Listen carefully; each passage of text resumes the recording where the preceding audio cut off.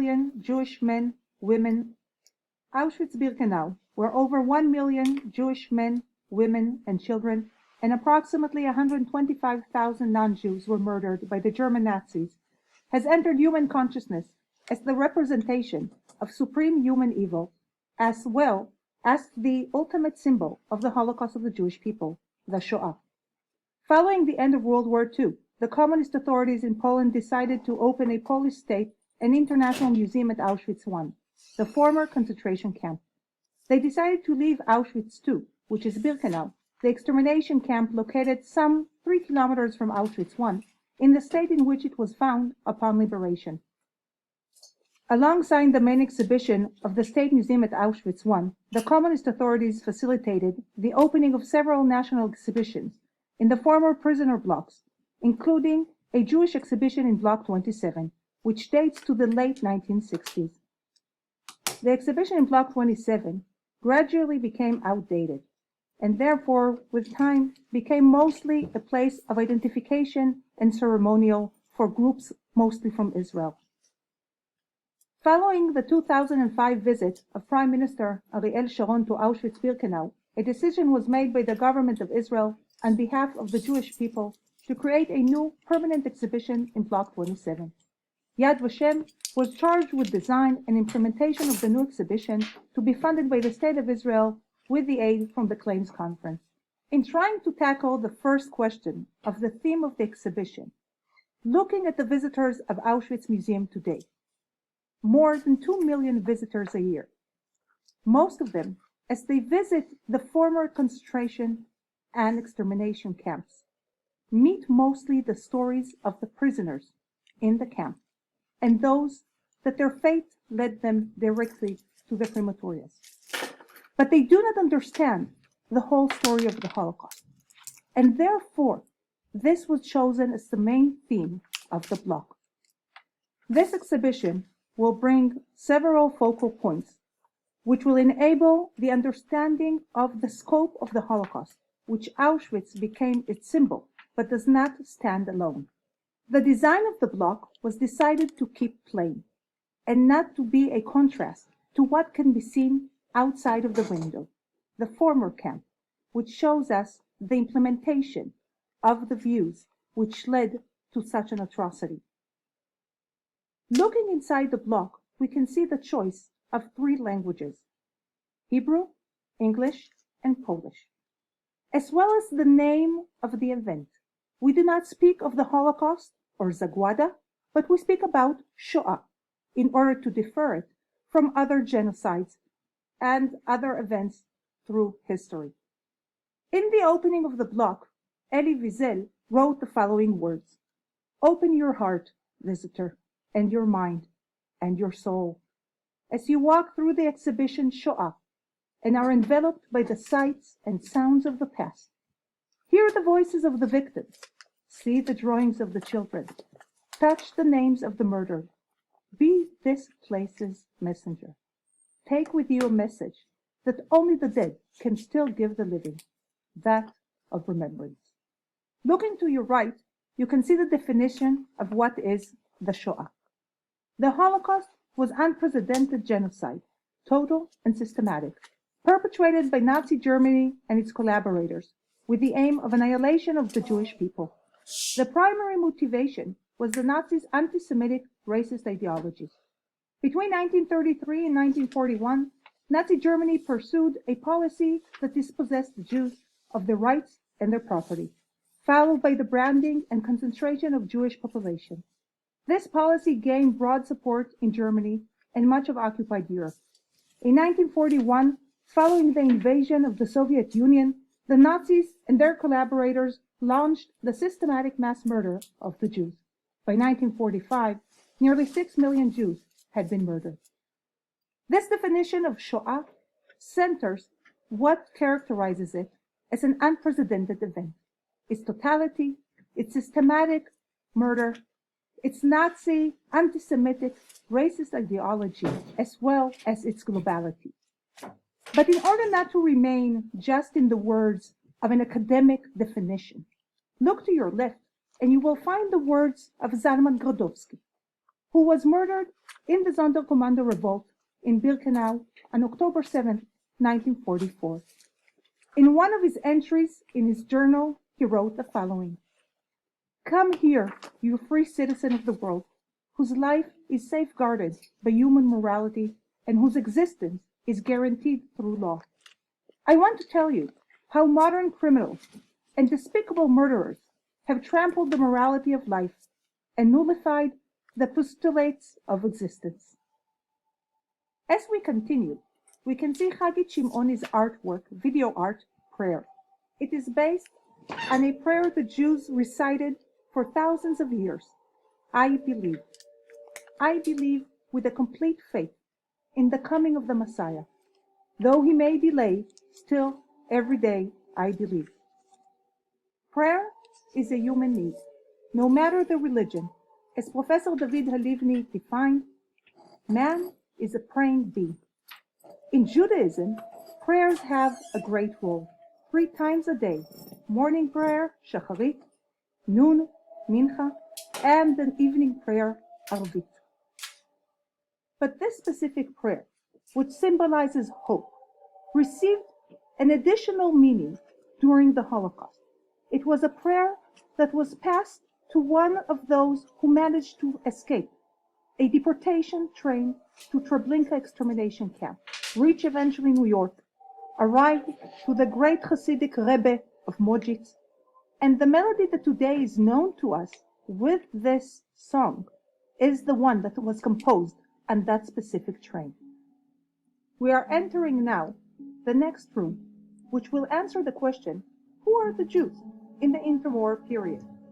The large gallery contains a 360-degree montage that presents the Jewish life before the Holocaust. Original films of Jewish communities from all over Europe and North Africa are screened, presenting aspects of politics, education, culture, leisure, vacations, and so on, defining and presenting the Jews as regular human beings, like you and I. Approximately 10 million Jews lived in Europe in the pre-war time. Take a minute and look around you. Observe the sights and the sounds.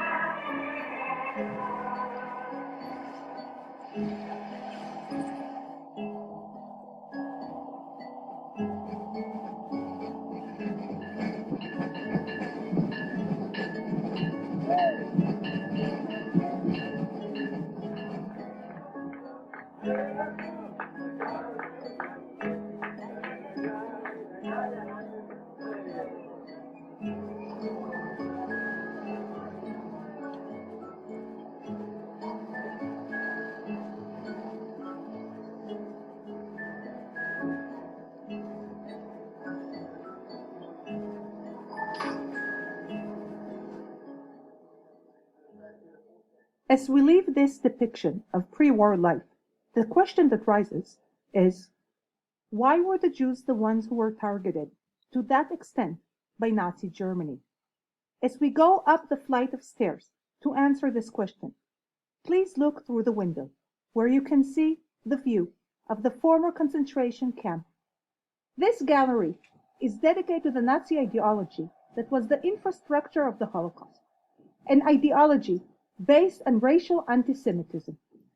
Speeches of Nazi leaders as Adolf Hitler, Chancellor of Nazi Germany, Joseph Goebbels, the Minister of Propaganda and Culture, and Julius Streicher, the editor of the newspaper of Der Stürmer.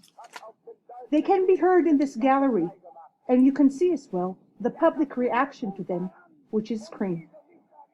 The diverse audience that includes grown-ups and children, rather than characterizing individuals, show how vast this phenomena was and how it was accepted. This is the only room in the whole museum where you can hear out loud German. Having speeches is one thing, but bringing it to the public can be seen by the speakers, which we are walking through, and they are the tool of the propaganda. Look out the window, see the implementation of that racist anti-Semitic ideology. Its implementation with the establishment of the concentration camp of Auschwitz. What is the Nazi ideology? The Nazi ideology, which was based on a racist anti-Semitic worldview, saw the Jews as a destructive race that poisons and undermines the foundation of human existence. In the Nazis' eyes, Jews and Judaism were a satanic force seeking world domination, fomenting social revolutions, and embedding communist Bolshevism, capitalism, and the democratic states. The Nazis considered the Germans to be the master race and sought to create a new world under their leadership, a world without Jews. We are leaving the dark room and all the voices and support and propaganda through a corridor that leads us to a white, quiet room. A room that is dedicated to the final solution, in a way stating that only from the silence such an atrocity can occur. Look to your left, where you can see the photographs which depict the deportees to their death. Among them, we can find the photos from Auschwitz album, which depict 8 weeks of deportations of Hungarian Jews in the Carpathian Mountains. Here we see them still as human beings before being murdered.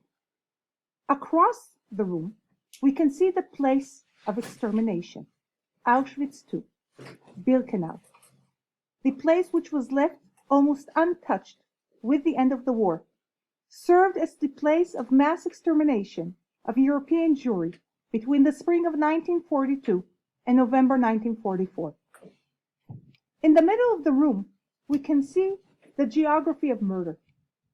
On the wall, a map is displayed where all the European states' borders have been crossed off, and a black patch of color is presented, with the 6 known extermination camps, mass killing sites, and transit camps are marked on it.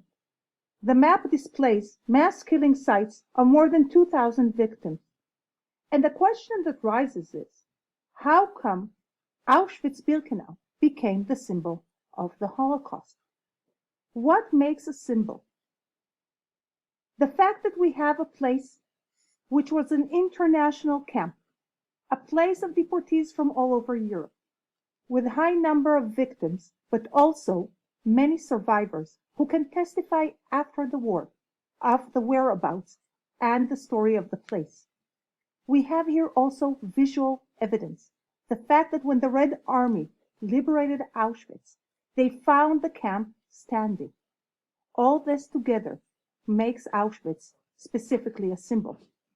But in our collective memory, many other places have been forgotten. For example, Mali Trostinets, today in Belarus, or if we speak about Jasenovac, which is today in Croatia. These are just 2 examples to show how and what comprises our collective memory.